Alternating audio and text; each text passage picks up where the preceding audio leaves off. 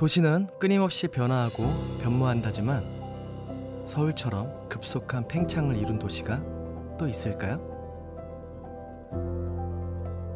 20세기 초 약 20만 명의 인구에서 그로부터 100년 사이 1000만 인구의 도시로 거대해진 서울. 그 중심에 서울역이 있습니다. 기차역임을 넘어서 수많은 이들의 인생이 교차하던 공간, 서울역.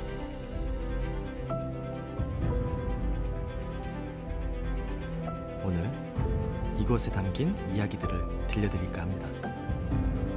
서울역에 얽힌 제 사연도 함께 말이죠.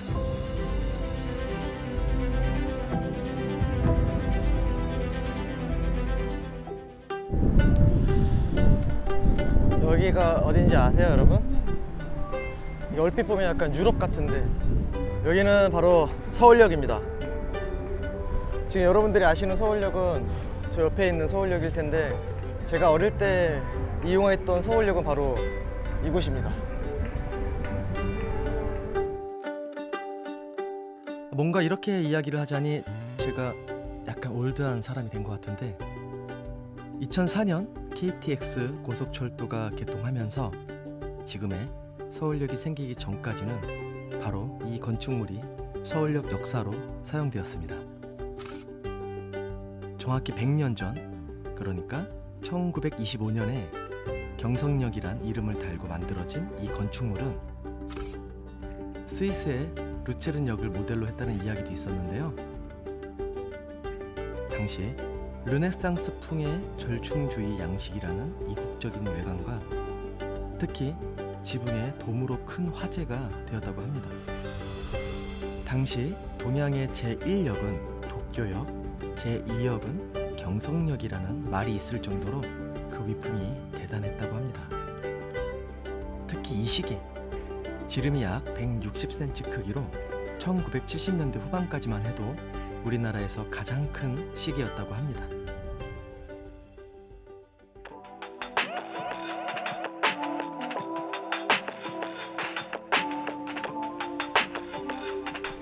아, 이게 뭐지? 이게 있으니까 잘 모르겠다. 여기 뮤비 보면은 옛날 그냥 역 그대로 있잖아요. 아, 그러네. 기억이 나세요? 잘 기억이 나진 않아요, 사실. 천장이 저런 게 있었구나. 공간 구석구석 찾아가 보면 1925년 처음 만들었을 당시의 서울역 모습을 만날 수 있습니다.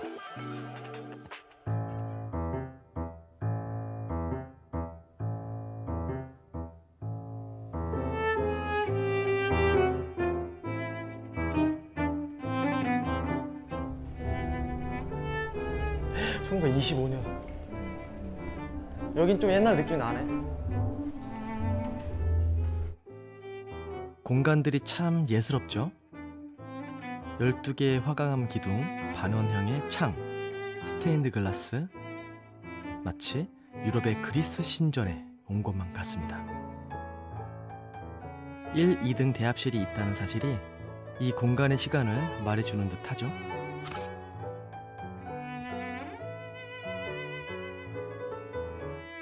그때 남녀 7세 부동석이란 말도 있었잖아요. 부인 대합실은 1, 2등석 손님 중 여성을 위해 별도로 마련된 곳이라고 합니다. 여기 귀빈실은 일제강점기 때는 조선 총독, 광복 이후에는 대통령과 같은 국가의 귀빈들을 위한 대기실이었다고 합니다. 대리석 벽난로며 거울, 장식 벽지로 마감된 벽면 등을 보니 어느 호텔 라운지에 와 있는 기분이 듭니다. 뿐만 아니라 서울역은 근대 도시 문화가 집약된 문화 공간이었습니다. 경성역 1, 2등 대합실 한곁 티룸메를 들렸다. 나는 한 복스에 아무것도 없는 곳과 마주 앉아서 잘 끓은 커피를 마셨다. 1층 대합실 옆 티룸, 그리고 2층에 초호화 레스토랑이었던 그릴은 모던보이, 모던걸, 지금으로 따지면 당대에 인싸들이 자주 찾던 공간이었답니다. 특히 2층의 그릴은 우리나라 최초의 양식당으로 함박 스테이크와 돈가스를 우리나라에 처음 소개한 곳이라고 합니다. 40명의 요리사에 200명의 손님들이 한 번에 식사할 수 있는 어마어마한 규모였는데, 당시 설렁탕이 15전 하던 시대에 이곳의 음식은 3원, 20전을 넘나들었답니다.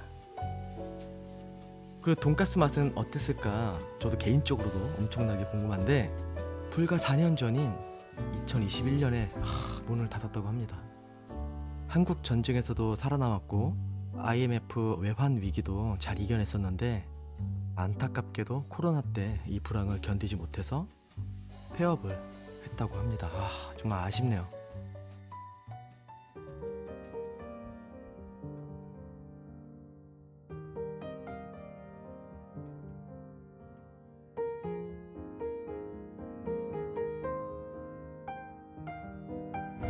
기동 옆에 있었던 것도 기억이 나고, 와 진짜 그 한두 시간 연습하려고 학교에서 천안 터미널까지 1시간 넘게 걸렸고, 터미널에서 또 서울까지 1시간 좀 넘게 걸렸던 것 같고, 연습하고 나와서 또 버스 타고 지하철 2번 타고 기차 타고 내리면 천안역에 아빠가 항상 마중을 나오셨어요. 그때 서울에서 천안까지는 얼마나 걸렸어요? 기차? 기차는 1시간 한 20분? 집에 가면 1시였어요. 돌이켜보면 그때가 진짜 힘들었던 것 같아요. 도회의 소설가는 모름지기 이 도회의 항구와 친하여야 한다. 그러나 물론 그러한 직업의식은 어떻든 좋았다. 다만 9번은 고독을 3등 대합실 군중 속에 피할 수 있으면 그만이다. 그러나 오히려 고독은 그곳에 있었다. 옥순이는 누구나 서울을 처음 오는 사람이 경성에 내린 때처럼 정신이 휘황하였다. 그리고 사람들이 맵시 다르게 차린 자기를 자꾸만 치여다보는 것 같아서 사방이 둘러 보였다.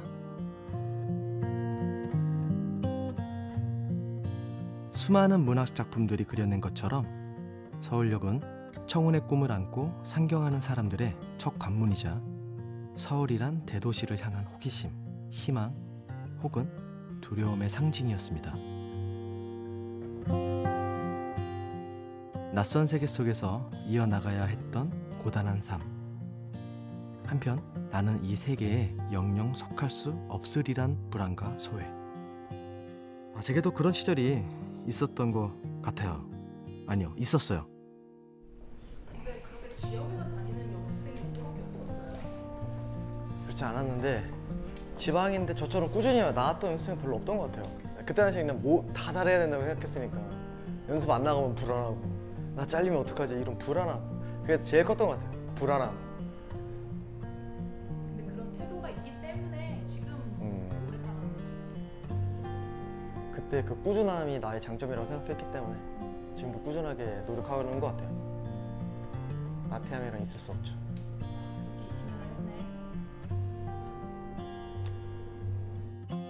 그 시절 서울역에서 제 옆을 스쳐 지나가던 분들, 그 공기가 어렴풋이 떠오릅니다.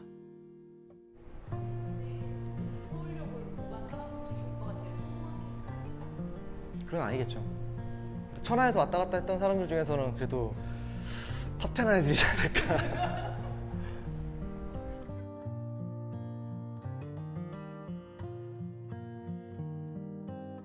다들 잘 지내시죠? 항상 막차를 타던 저의 성에는 이렇게 잘 지내고 있습니다. 비록 이름도 사는 것도 모르지만 절실했던 시간들을 함께 꿈꾸고 나눴던 추억들을 생각하며 인사를 남겨봅니다. 언제 어디서든 항상 행복하시길 바랄게요.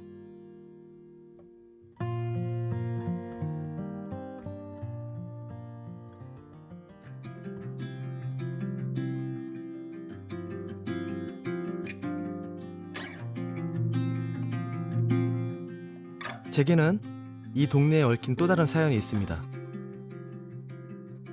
저희 아버지가 어릴 때 여기 서울역 바로 뒤편 만리동에 사셨다고 들었었거든요. 그래서 한번 둘러보려고 왔습니다. 아버님 여기 말리동 촬영한다고 했을 때 뭐 별 말씀 없으셨어요? 네. 자기도 기억이 안 난대요. 나랑 가장 다른 부분. 나는 좀 추억하는 걸 좋아하고 아빠는 지나간 것들을 왜 생각하냐. 성향은 저희 할아버지랑 닮았대요. 할아버지가 완전 예술 쪽으로 되게 맨날 음악 들으시고 혼자서 아침에 조조 영화 보시고. 하셨으면 이렇게 두 분이서 같이 공부하고 좋았을 제가 가수가 된 거에 가장 기뻐하셨을 분이시라고 얘기했었어요.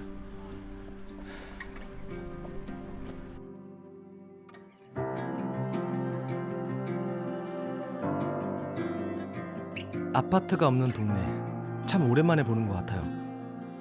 서울역 서쪽 이곳 만리동, 청파, 서계동 일대는 세월을 간직한 단독주택, 일본식 가옥, 연립주택, 다세대 등 다양한 주택들이 여전히 남아 있습니다. 의뢰 재개발로 아파트촌이 되어버리는 여느 서울의 풍경과는 다르게 이 동네는 서울역과 철도 개발로 도심과 자연스럽게 분리되면서 과거를 품은 특별한 동네가 된 거죠.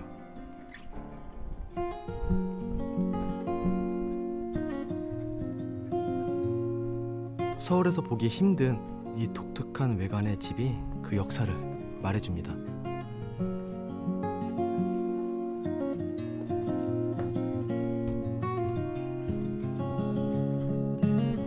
오, 와, 일본 느낌이네. 1930년 건축회사를 운영하던 일본인이 지은 이 집은 광복 후에는 적산가옥으로 분류돼 민간인에게 불화되었다가 1960년 지금의 집주인 가족을 만나 오늘에 이르렀다고 합니다.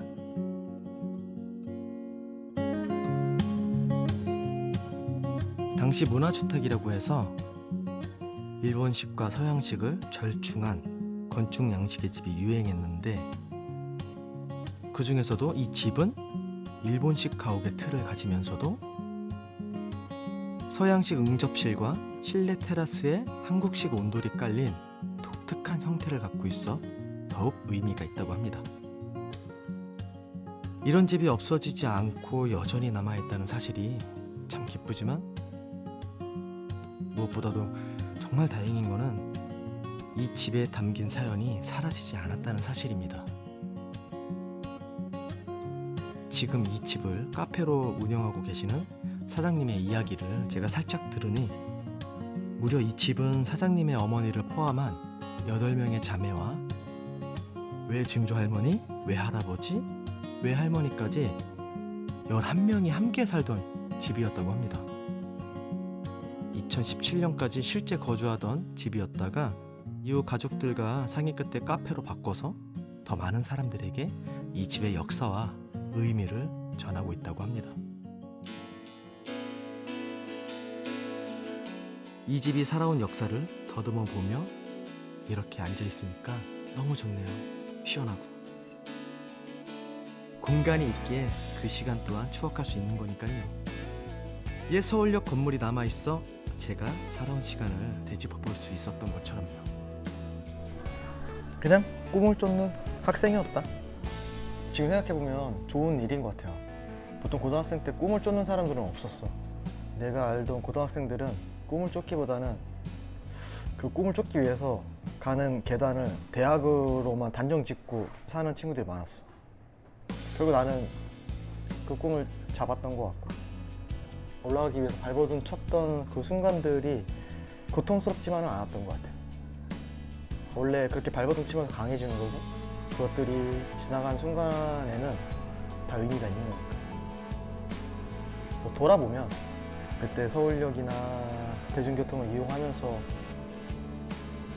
그때 좋은 꿈도 꾸고 악몽도 꾸고 했던 그 순간들이 내 안에 녹아들어서 결국 지금의 나를 만들어냈다.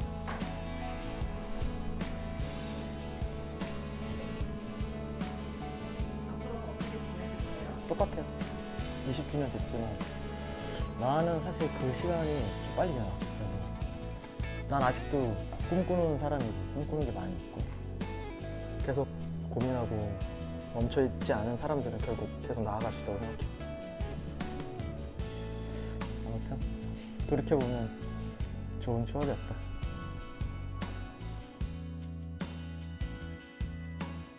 (90년) 넘은 이 집처럼, 그리고 어느덧 100년을 맞이한 서울역 건축물처럼 부디 우리가 추억할 수 있는 공간들이 오래도록 우리의 곁에 함께 해주기를. 그리하여 공간에 깃든 시간들 또한 남아 오래도록 우리의 삶 속에 승이고 힘이 되어주기를 바라봅니다.